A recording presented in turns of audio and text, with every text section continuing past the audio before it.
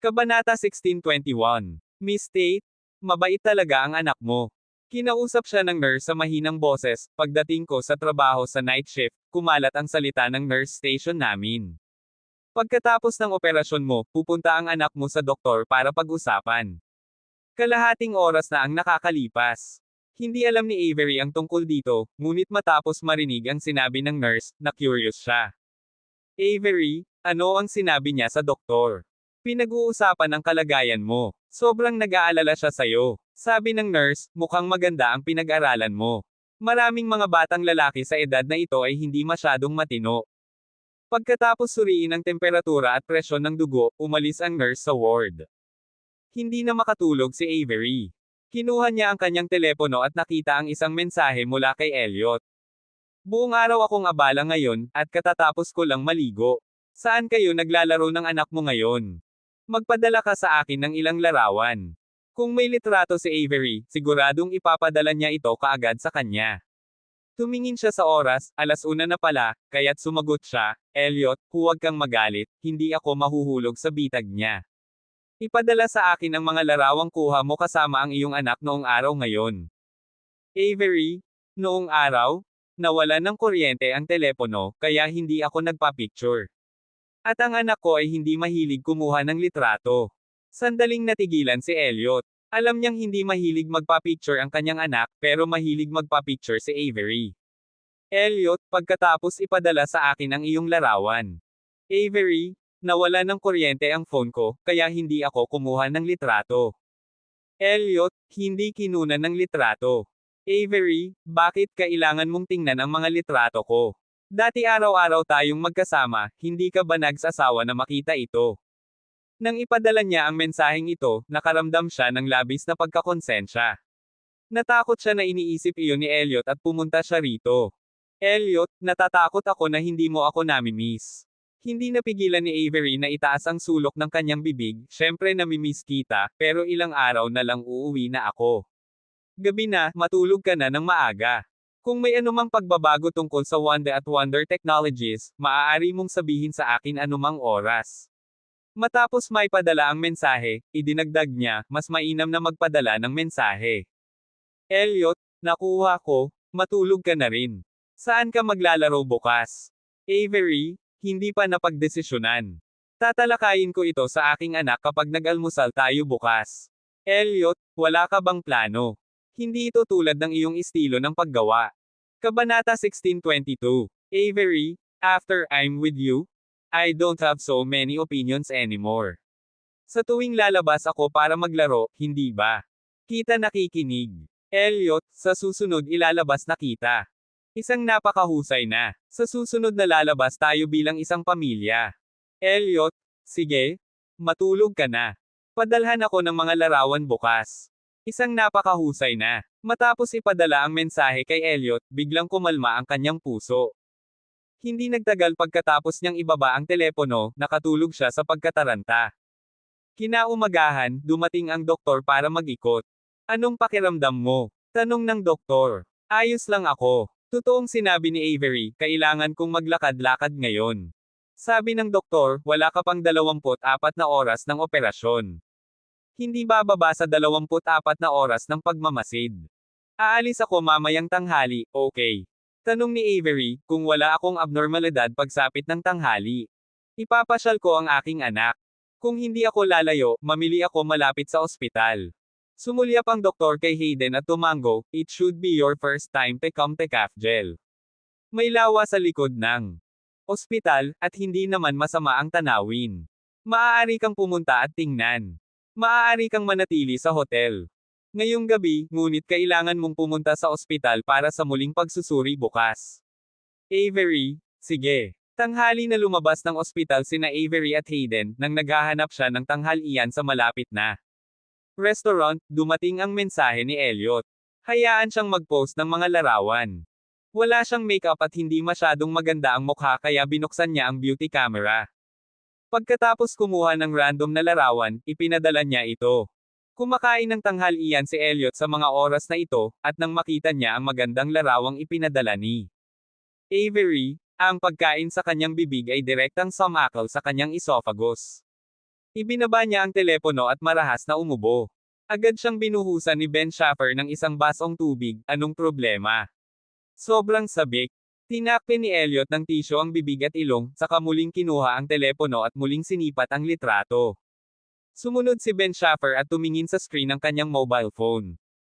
Diyos ko, sino ito? Ang all na ito ay maaaring saksakin ang mga tao hanggang sa mamatay. Nagreklamo si Ben Schaffer at sinulyapan ang pangalan sa dialogue box, asawa. Hindi nakaimik si Ben Schaffer, Avery anong ginagawa nito? Spoof photo ba ito?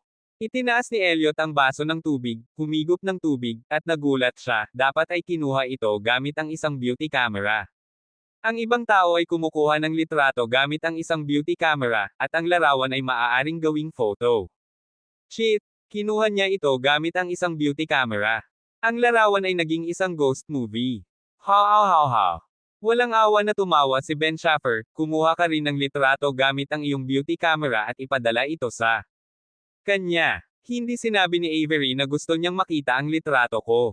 Ibinaba ni Elliot ang telepono, she being with Hayden. She don't miss me at all. Kagabi, I took the initiative to send her a message. Bakit hindi kayo nag-video call? Nadama ni Ben Schaffer na ang pagpapadala ng mensahe ay isang kaunting pag-aaksaya ng kanyang mga daliri. Hindi pinapayagan ni Avery ang mga video call o tawag. Ayaw daw akong makita ni Hayden. Nang sabihin ito ni Elliot, nawalan siya ng gana. Masakit Avery na sabihin iyon. Isang bagay na gusto ka o hindi ni Hayden. Dapat gumawa si Avery ng paraan para mapagtagumpayan ang relasyon ng iyong ama at anak. Hindi naman sa ayaw kang makita ni Hayden kaya inilayo ka ni Avery kay Hayden.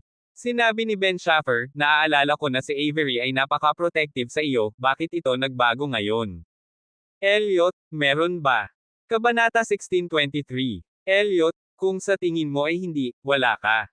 Anyway, kayong dalawa ay napilipit na sa isang lubad ng abaka. Tiyak na hindi makakaakyat ang Wonder Technologies. Hindi ko inaasahan na ganoon kalakas ang loob ni Wanda. Ang sariling damdamin ni Ben Schaffer ay hindi pa nakikita, kaya't hindi siya nag-abala na mag-alala tungkol sa kanilang mga nararamdaman na. Ngayong umaga, nakatanggap si Ben Schaffer ng balita na ang mga drone na ginawa ng Wonder Technologies ay may malaking potensyal na panganib sa kaligtasan. Hindi sa nagkaroon ng problema sa kalidad ng mga drone, ngunit sa mga drone ng Wonder Technologies. Dahil mura ang presyo at hindi masama ang kalidad, nasa buong area del sila sa iba't ibang larangan at rehiyon, mula sa malalayong bulubunduking lugar hanggang sa hukbo. Lumipad ang drone sa buong area del. Kung mayroong isang espesyal na aparato sa drone, maaari itong magpadala ng mga nakuhang larawan sa Wonder Technologies, at pagkatapos ay ililipat ng Wonder Technologies ang impormasyon sa ibang mga bansa, na magiging isang malubhang problema sa seguridad para sa area del. Ginoo Foster, nanay mo ba talaga siya? Sa tingin ko ay kinuha niya ang mga larawan ng iyong paternity test. Siya ay. Sumagot si Elliot, hihilingin ko sa abogado na hanapin siya. Sige. Oo. Itinaas ni Ben Schaffer ang kanyang makapal na kilay pagkatapos niyang ibaba ang telepono, anong problema? Tumakbo si Sofia sa istasyon ng pulis at tumawag ng pulis. Ibinaba ni Elliot ang telepono at pinunasan ang kanyang mga templo gamit ang kanyang mga daliri, hindi ko siya tutulungan, talaga ngunit hindi ko siya lubos na mapapansin. Kung gayon tulad ng sinabi mo ngayon, hayaan ang abogado na tulungan siya kung aling hakbang ang maaaring matulungan. Pinayuhan siya ni Ben Schaffer, kung malambot ang puso mo at makikialam, iyan ang gusto ni Wanda. Ang oras na ito ay isang magandang panahon upang ipagpatuloy ang Wonder Technologies. Maghiganti man ito kay Avery o sa hinaharap na pag-unlad ng Tate Industries, ang hakbang na ito ay napakahalaga. Kuwait, saglit na naglakad si Avery kasama si Hayden sa tabi ng lawa sa likod ng ospital, kumuha ng ilang selfie at landscape na larawan, at pagkatapos ay bumalik sa hotel. Ang panahon ay medyo malamig ngayon, at ang sugat sa kanyang ulo mula sa hangin ay medyo hindi mabata. Pagbalik sa hotel, inedit niya ang larawan gamit ang retouching software at ipinadala ito kay Elliot.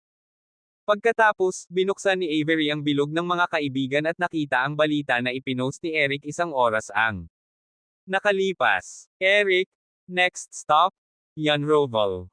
Sa ibaba ay ang mga larawan ng dalawang tiket. Ang dalawang tiket na ito, ang dalawang tiket ba ay kanya at kay Leila? Dinala talaga ni Eric si Leila sa Jan Roval. Hindi ba niya alam ang sama ng loob nila ni Rebecca? How dare he carry Layla at dalhin sa pwesto ni Rebecca? Kung mahulog si Layla sa mga kamay ni Rebecca, sa pag-iisip nito, nanlalamig si Avery sa buong katawan. Kabanata 1624. Mama, ano pong nangyayari sa inyo? Nang makitang masama ang loob ni Avery ay agad na lumapit sa kanya si Hayden. Pumunta sa Yanrovel ang Tito Eric mo. Nag-post siya ng 2 air ticket, posible bang dalhin niya si Layla sa Yanrovel? Sabi ni Avery na may pag-aalala. Walang pagdadalawang isip na sagot ni Hayden, hindi ganoong tao si Tito Eric. Kung gusto niyang dalhin si Layla sa malayong lugar, siguradong sasabihin niya sa iyo ng maaga. Naramdaman ni Avery na may sense ang sinabi ng anak kaya hinanap niya ang number ni Layla at nag-dial. Naka-on ang telepono, ngunit walang sumasagot. Kung siya ay nasa eroplano, ang kanyang telepono ay dapat na naka-off. Nakahinga ng maluwag si Avery. Avery, bakit pumunta si Tio Eric mo sa Yanrovel? Malinaw na alam niya kung ano ang nangyari sa amin sa Yanrovel. Pagkatapos kong umalis, ang bawat galaw sa bansa ay iuulat sa akin anumang oras. Sandaling natigilan ang katulong, at pagkatapos ay kinakabahang nagtanong, Boss, hindi mo ba ako isasama? Aalis ka, gagawin ko. Hindi ba magkakaroon ng anumang panganib? Isa kang munting katulong, anong panganib? Kung may mangyari, titiisin ni Sofia. Kung makaalis si Sofia sa katawan niya, okay ka na. Oh, makalipas ang 3 araw. Tungkol sa pagsusuri ng Wonder Technologies, isang malaking pagtuklas ang ginawa. Sa nakalipas na 3 taon, iligal na kinokolekta ng Wonder Technologies ang impormasyon ng user at ibinenta ang impormasyon sa mga organisasyon sa ibang bansa ng ilang beses. Si Wanda ay tumakas 3 araw na ang nakakaraan. Paano niya siya hinayaang makatakas sa panahon ng security review? Nakasakay siya ng private jet. Ang assistant ni Wanda, pati na ang lahat ng executive ng Wonder Technologies, ay sabay na inaresto ng pulisya. May mga control taker na away at inimbestigahan. Matapos linawin ang sitwasyon, itinulak ng abogado ang pinto ng opisina ni Elliot. Sabi ng abogado, Mr. Foster, mas mahirap ang usapin ni Sofia. Pumirma si Sofia ng serye ng hindi pantay na kontrata kay Wanda. Ngayong naaksidente ang Wonder Technologies, hindi na niya ito maaalis. Ano ang mangyayari sa kanya? Namumula ang mukha ni Elliot. Maaari kong subukang tulungan siyang makakuha ng maluwag na paggamot. Malamang na kailangan niyang magbayad ng ilang multa, siguradong makukulong siya. Bahagyang yumuko ang abogado, gusto mo bang makita si Sofia? Gusto ka talaga niyang makita. Gamulong ang Adam's apple ni Elliot noong pinirmahan ni Sofia ang mga kontratang iyon kay Wanda, bakit hindi niya sinabing gusto niya akong makita? Ngayon nagmamakaawa sa akin, huli na ang lahat. Well, nagsisisi si Sofia ngayon. Mukhang nakakaawa, sabi ng abogado. Dapat may kinasusuklaman ang mga mahihirap. Ignorante talaga siya. Kabanata 1625. Sa calf gel. Gumawa ng pangalawang pagbuta si Avery. Sa pagkakataong ito, halos nalinis na ang kasikaipan sa kanyang utak, at wala ng karagdagang pagdurugo.